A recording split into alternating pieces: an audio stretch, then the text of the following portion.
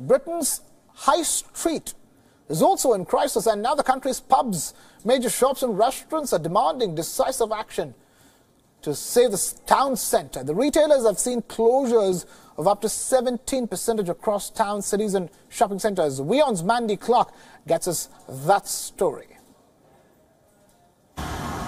The Great British High Street may be a thing of the past if trends continue, with pubs, shops and restaurants being forced to close. Pubs are among the hardest hit, down to a number of factors. People drink more at home, young people drink less alcohol, while running costs continue to rise. Fashion retailers are suffering too, with more than 300 stores left empty among brands like Marks & Spencer's and Topshop. Nearly a quarter of all fashion spending is now online. It means a loss of tens of thousands of jobs, with major chains like House of Fraser collapsing into administration and high-profile restaurants like Gourmet Burger Kitchen and Byron forced to close in large numbers. The rise of online shopping, the slowdown in spending, and the rising business rates and the wages have all taken their toll. There's also a decrease in opening of new stores, around 2.1%. That means around 4,400 businesses are lying empty. It also turns out that people are choosing to use their spare cash on holidays and experiences rather than shopping malls and meals out. Experts warn the UK should brace for more high street closures in the coming months, which will only lead to more job losses. Mandy Clark, London, WION, World is One.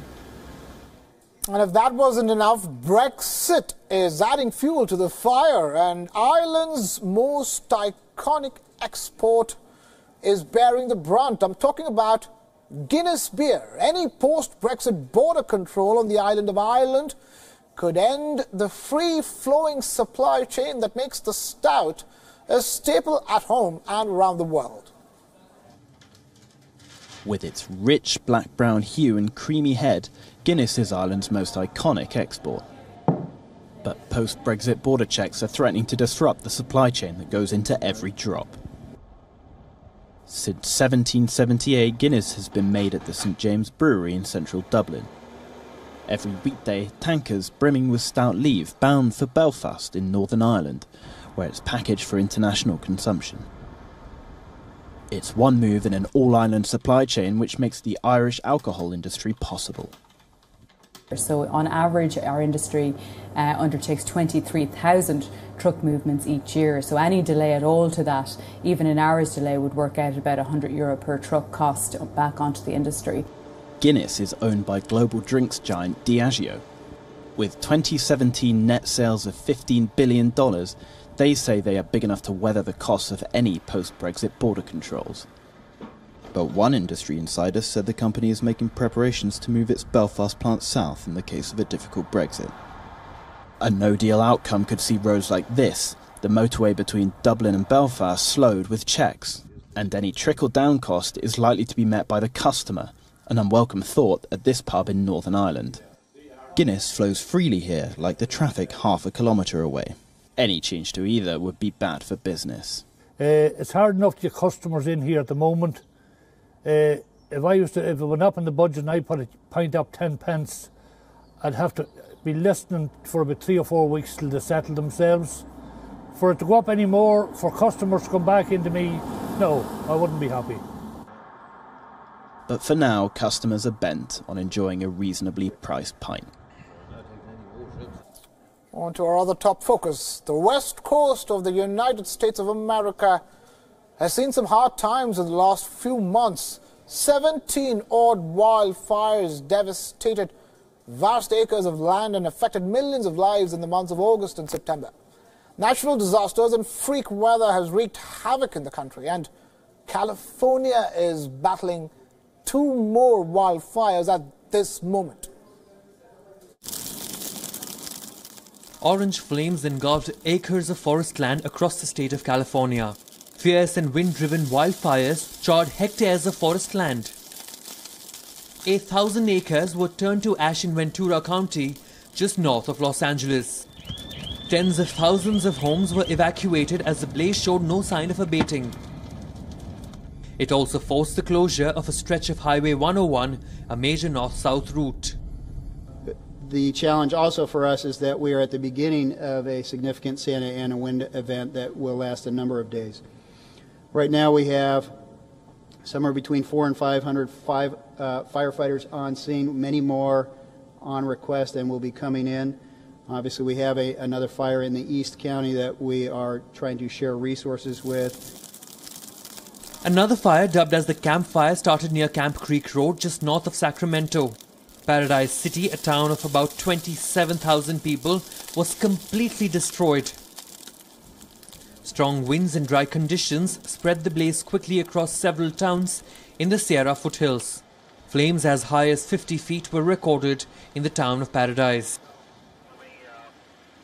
As fire ripped through residential areas and flames leapt from hospitals and schools, roads were clogged with burnt-out vehicles and abandoned police cars. Residents rushed to leave towns as fire engulfed both sides of the road leading out. Smoke turned the daytime sky black in the area as hundreds of firefighters from across the region raced against time to battle the flames, from both the ground and by air. The blaze destroyed everything in its way, injuring a few civilians. Within 6 hours, the blaze had spread to close to 70,000 square kilometers. This week's blaze is one of the 14 currently active in California. In September this year, hundreds of homes were evacuated in Wyoming in the United States. A month before that, in August, California's holy fire was burning out of control in the Cleveland National Forest. The state of California has had an unfortunate history of devastating wildfires. Bureau Report, WION, World is One.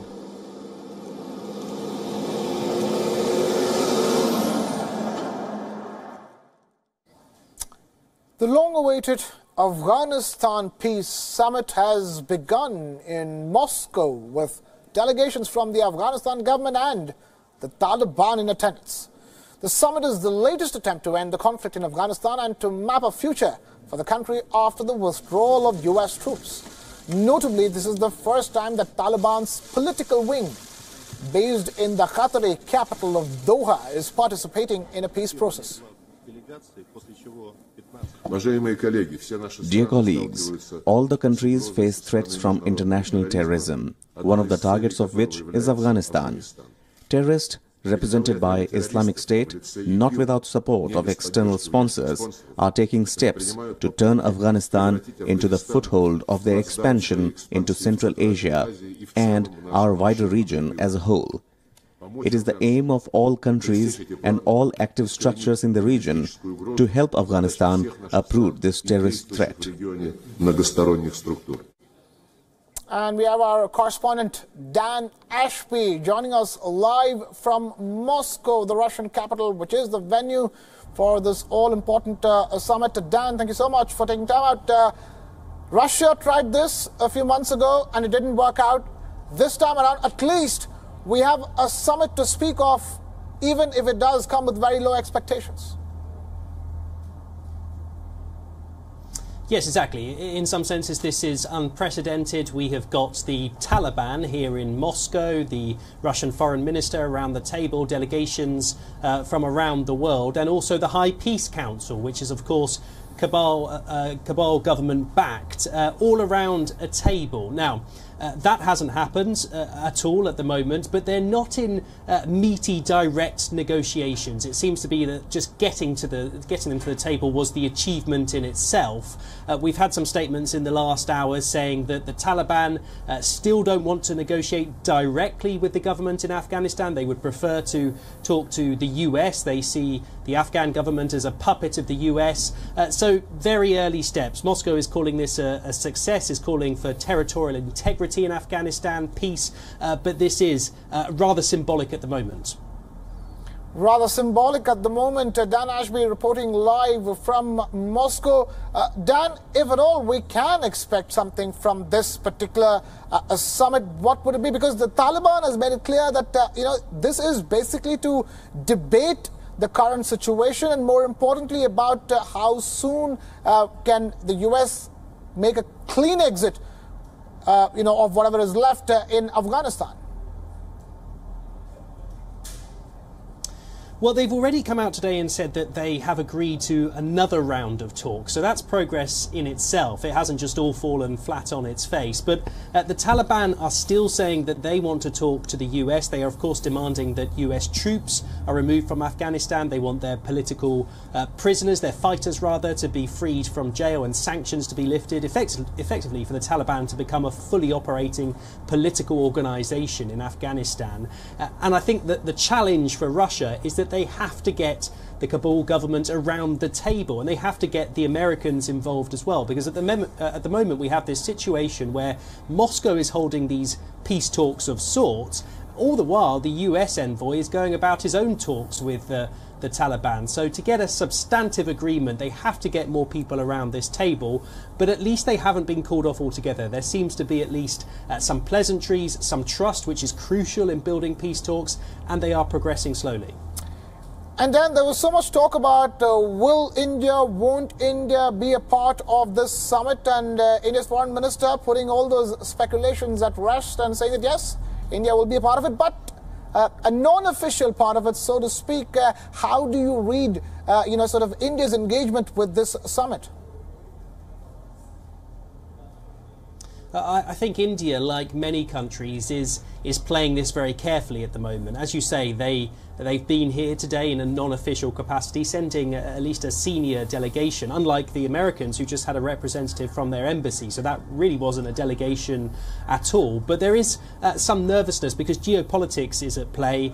Russia, of course, is trying to get the momentum for these talks. The Kabul government is pretty angry about that. They say that the reason they haven't come is because they weren't invited to play a leading role in these talks in Moscow, and any peace talks should be led by the people of Afghanistan. So I think India, for that reason, went with a non-official status, as you say, an observation status. But India, America, Russia, China, all of these players will have to be at the table in a much more substantive role if they are going to get a meaningful, lasting agreement. Dan Ashby, our correspondent, getting us the latest on this historic peace summit for Afghanistan. It's being held in Moscow. Thank you, Dan, for joining us with that latest update.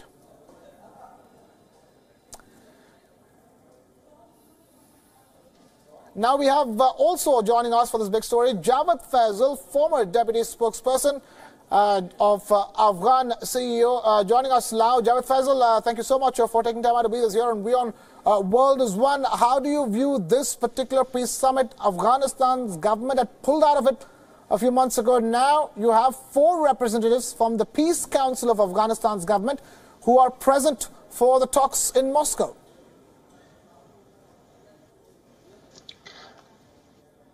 I think something we have to mention as a first thing would be that the mother of all peace processes for Afghanistan is the Kabul peace process.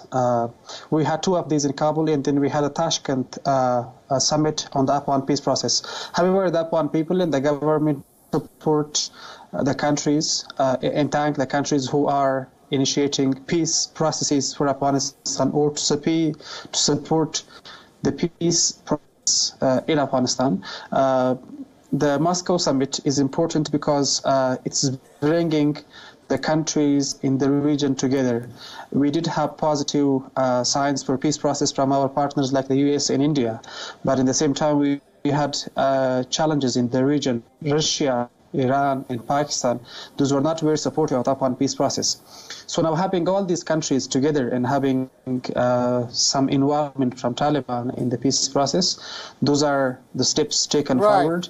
But again, the main process should be an Afghan peace process, an Afghan owned and led.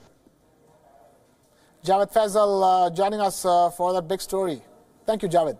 And now we have US President Donald Trump, who is speaking before leaving for Paris for the World War I commemorations. Let's quickly cut across and listen in. Especially since they heard the United States will be there, and we look forward to that. It'll be a great, really commemorative service. I think it's going to be something very special. I've seen what they have planned, and I think it's going to be something very, very special. I just signed The proclamation on asylum, very important. People can come in, but they have to come in through the ports of entry. And that, to me, is a very important thing. Again, I reiterate, we need Democrats' votes. They have to pass new immigration laws because they're flooding our country.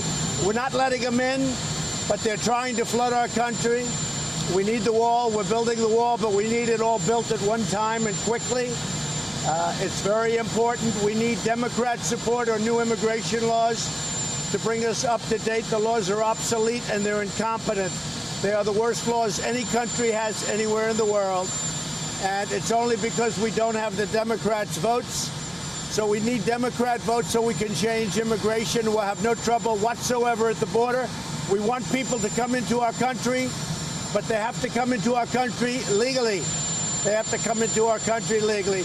We want people to come in through the merit system so that they can work for all of these great companies that I have coming into our country. We have many car companies coming in. We have many tech companies coming in. We have literally hundreds of companies moving back into the United States. We need people. We need to have, you see the unemployment numbers are at record lows. We need people in our country, but they have to come in legally and they have to have merit. They have to come in through a system of merit. We have everything worked out.